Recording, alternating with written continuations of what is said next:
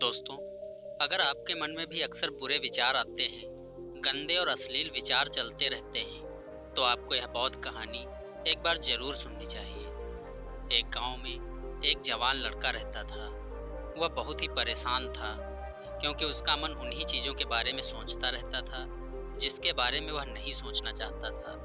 वह अपनी छोटी छोटी क्षणिक खुशियों के लिए अपने दिन का ज़्यादातर समय बर्बाद कर देता था, और फिर बाद में इसके लिए वह पश्चाताप करता था। लेकिन वह ना चाहते हुए भी अगले दिन फिर उन्हीं आदतों को दोहराता था। वह अपने माता पिता का इकलौता लड़का था। माता पिता धीरे धीरे बूढ़े हो रहे थे और वह लड़का जवान हो रहा था। वह कुछ भी ऐसा नहीं कर पा रहा था जिससे उसके माता पिता को उस पर गर्व हो। वह जानता तो था कि वह अपने समय और जिंदगी के साथ गलत कर रहा है, लेकिन वह बहुत कोशिश करने के बाद भी खुद को बदल नहीं पा रहा था। वह अपनी समस्याओं के बारे में दूसरे बड़े लोगों को बताता और लोग उसे तरह तरह के सुझाव देते थे, लेकिन फिर भी कुछ भी बदलाव नहीं आ रहा था। अब तो उस लड़के को भी ऐसा लगने लगा था कि उसका बाकी का जीवन ऐसे ही मानसिक बोझ और बुरी आदतों के साथ बीतने वाला है। इसलिए अब वह बहुत ही उदास और परेशान रहने लगा था। एक दिन ऐसे ही वह अपने विचारों में खोया हुआ अपने गांव के किनारे बैठा हुआ था। तभी पीछे से उसका एक मित्र भागता हुआ आया और बड़े उत्साह से उसके कंधे पर हाथ रखकर कहा, मुझे तुम्हारी सभी समस्याओं का समाधान मिल गया है। अपने मित्र के मुंह से ऐसी बात को सुनकर वह लड़का बहुत खुश हुआ और वह उससे पूछता है, क्या समाधान मिला मेरी समस्याओं का? लड़के के मित्र ने कहा, ध्यान तुम्हारी सभी समस्याओं का समाधान है। लड़के ने कहा, यह ध्यान क्या होता है? मित्र ने कहा, कल हमारे गांव में एक बौद्ध भिक्षु भिक्षा मांगने के लिए आए थे। गांव के सभी लोग उन बौद्ध भिक्षु से अपनी अपनी समस्याओं का समाधान पूछ रहे थे। तो मैंने भी सोचा कि मैं तुम्हारी समस्या का समाधान पूछ लेता हूँ। तो मैंने उन बौद्ध भिक्षु से अपने मन को काबू करने का तरीका पूछा। मेरा प्रश्न सुनकर उन बौद्ध भिक्षु ने ज्यादा तो कुछ नहीं कहा, बस इतना कहा कि ध्यान तुम्हारे जीवन की सभी समस्याओं का समाधान कर सकता है। मैंने सोचा कि तुम्हें ध्यान के बारे में पता होगा, इसलिए मैंने उन बौद्ध भिक्षु से ध्यान के विषय में ज्यादा कुछ नहीं पूछा। अपने मित्र की यह बात सुनकर उस लड़के ने कहा, मुझे उन बौद्ध भिक्षु से मिलना है। वह लड़का और उसका मित्र बौद्ध भिक्षु को ढूंढने के लिए निकल पड़ते हैं। बहुत पूछताछ करने के बाद उन्हें वह बौद्ध भिक्षु बगल के एक गांव में मिल जाते हैं। वे दोनों उन बौद्ध भिक्षु के पास जाकर बैठ जाते हैं और उनकी आंखें खुलने का इंतजार करते हैं। थोड़ी देर बाद जब बौद्ध भिक्षु अपनी आंखें खोलते हैं तो वह उन्हें प्रणाम करते हैं और कहते हैं, आपने यह तो बता दिया कि ध्यान जीवन की सभी समस्याओं का समाधान है, लेकिन आपने यह नहीं बताया कि ध्यान है क्या। बौद्ध भिक्षु ने कहा, ध्यान क्या है इसको मैं शब्दों से नहीं समझा पाऊंगा, लेकिन अब क्योंकि तुमने प्रश्न किया है तो मुझे कुछ न कुछ बताना ही पड़ेगा। तो सुनो, ध्यान का मतलब है ना कोई प्रश्न और ना ही कोई उत्तर, ना कोई विचार और ना ही कोई भावना।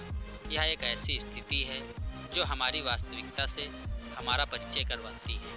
इस स्थिति में पहुंचकर व्यक्ति के अंदर कोई भी प्रश्न और कोई भी उलझन शेष नहीं रह जाती, क्योंकि उसके सामने सब कुछ स्पष्ट हो जाता है। उसे इस जीवन की व्यर्थता का पूर्ण आभास हो जाता है।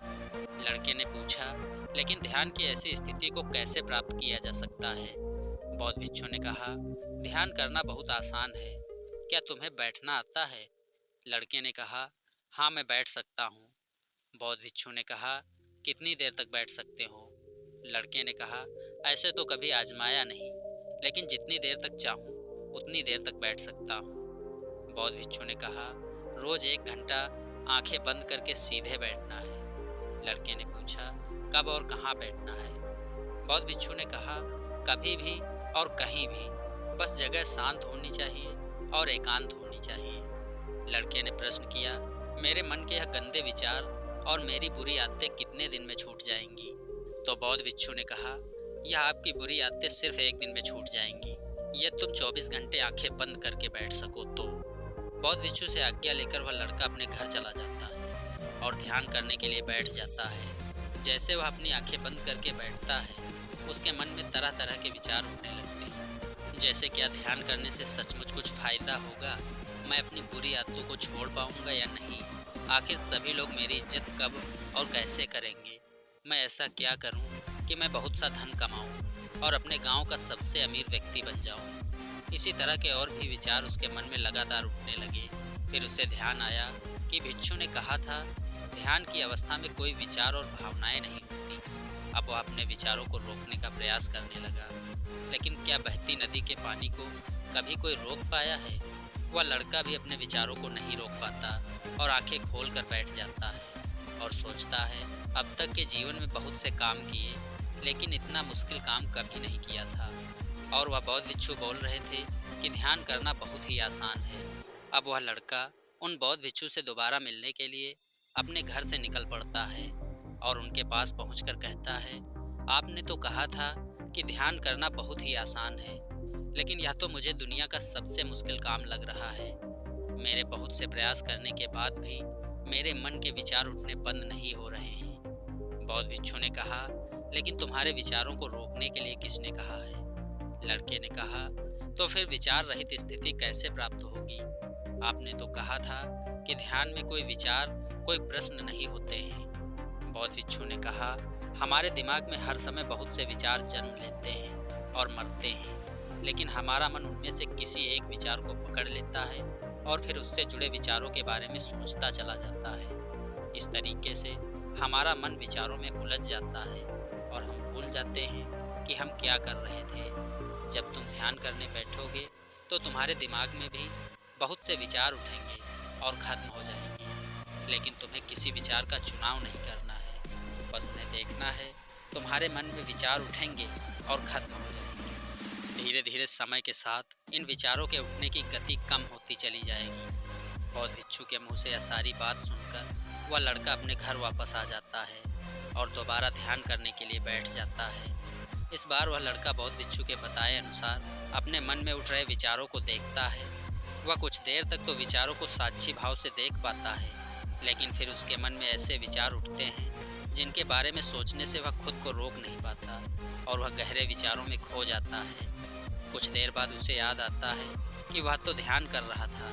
वह दोबारा विचारों को देखने का प्रयास करता है, लेकिन इस बार उसका मन दूसरी चाल चलता है।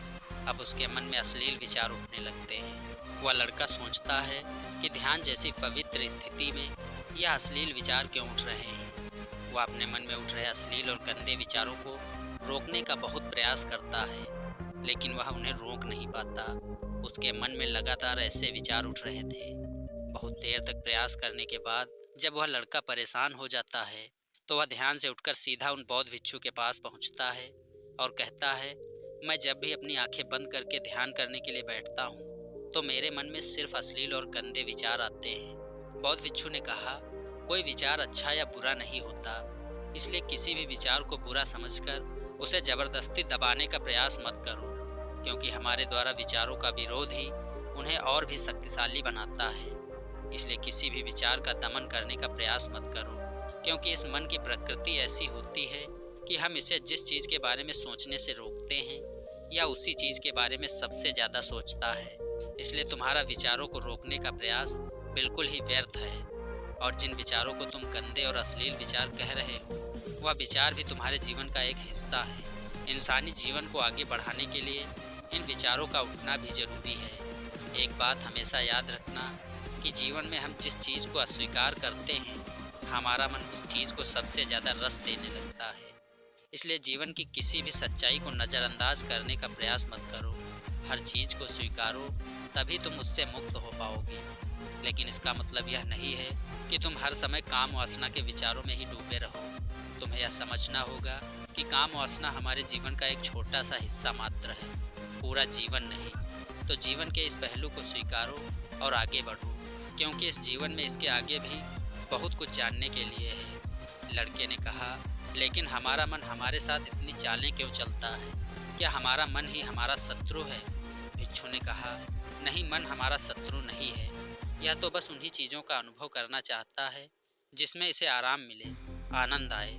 इसलिए जब हम कोई ऐसा काम करते हैं जिसमें शुरू में ही मन को आनंद मिलता है, तो हमारा मन उस काम का विरोध करता है। बौद्ध भिक्षु ने आगे कहा, अगर तुम अपने मन से बुरे विचारों को खत्म करना चाहते हो तो अपनी आदतों को बदलो। आदतों को तुम केवल तभी बदल सकोगे जब तुम्हारा मन तुम्हारे काबू में होगा, और तुम्हारा मन तुम्हारे काबू में तब आएगा जब तुम खुद को जानोगे, जब तुम स्वयं का अनुभव करोगे, जब तुम ध्यान का अनुभव करोगे। इतना कहकर वह बौद्ध खड़े हो गए और एक हल्की सी मुस्कान के साथ उस लड़के के सर पर अपना हाथ रख दिया। इसके बाद उन्होंने अपना भिक्षा पात्र उठाया और वहां से चले गए। वह लड़का उन बौद्ध भिक्षु को जाता हुआ देखता रहा, लेकिन अब वह बहुत खुश था क्योंकि उसे अपनी समस्याओं का समाधान मिल चुका था। ध्यान के रूप में वह समझ गया था कि उसे हर रोज ध्यान के लिए बैठना है और उसे अपने आते जाते विचारों को देखना है, लेकिन किसी भी विचार को पकड़ना नहीं है। समय के साथ वह विचार खुद ही गायब होते चले जाएंगे। साथ ही साथ उसे यह भी समझ आ गया था कि कोई भी विचार अच्छा या बुरा नहीं होता। विचार सिर्फ एक विचार होता है, इसलिए अपने मन में चल रहे विचारों का विरोध करना भी व्यर्थ है। दोस्तों, मैं उम्मीद करता हूँ इस वीडियो से आपको कुछ न कुछ सीखने को ज़रूर मिला होगा। अगर यह कहानी आपको पसंद आई हो तो वीडियो को एक लाइक करके अपने दोस्तों के साथ शेयर करना ना भूलें। वीडियो पर आपका अपना कीमती समय देने के लिए बहुत बहुत धन्यवाद।